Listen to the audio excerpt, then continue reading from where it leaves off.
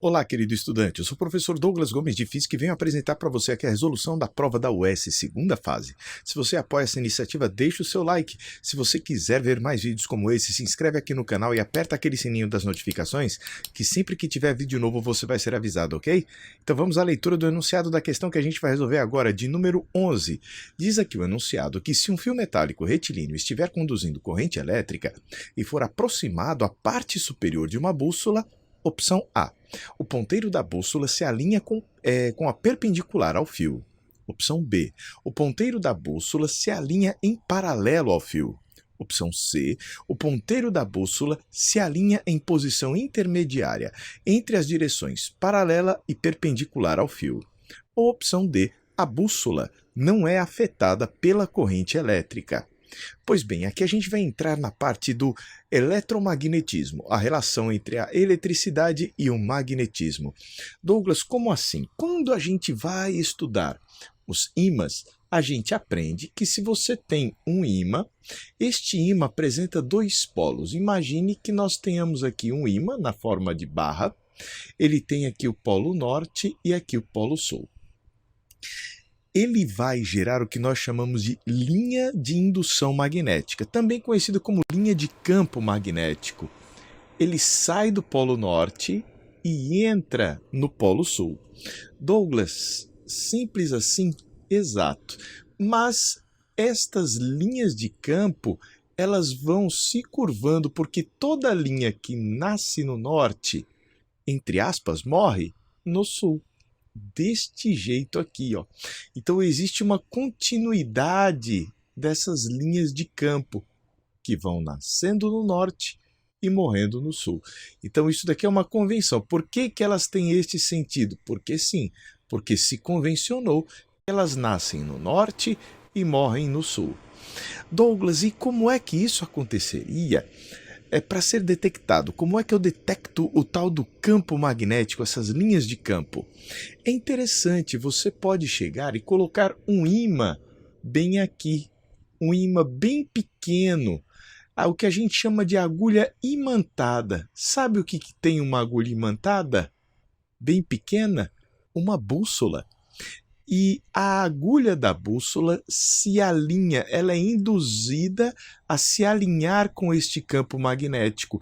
Então, na mesma direção e no mesmo sentido do campo magnético, a bússola vai se alinhar. Daí a gente diz que estas linhas induzem o alinhamento da nossa querida agulha imantada, da nossa bússola. Deu para entender? Agora, a gente pode criar um eletroímã. Ou aqui no caso, a gente pode pegar um fio metálico. Vamos desenhar aqui um fio metálico. Este fio metálico vai ser percorrido por uma corrente elétrica. Então ali começa o fio, ali continua o fio. Vou colocar 3 pontinhos que ele continua, né? E suponha que nós tenhamos neste fio uma corrente elétrica nesta direção e neste sentido, ó. Ao longo do fio. Como é que vai se comportar o campo magnético aqui? O campo magnético vai se comportar obedecendo à chamada regra da mão direita envolvente. Como é que você faz isso? Você vai colocar a sua mão direita com o seu dedão. Professor, eu quero usar a esquerda. Não pode. O dedão no sentido da corrente elétrica e vai usar os demais dedinhos para envolver este fio. O interessante é que da mesma forma que os seus dedinhos envolvem o fio, um campo magnético vai ser gerado envolvendo também este fio. Ó. Deste jeito, você vai criar um campo magnético envolvente, da mesma forma que os seus dedos envolvem aí.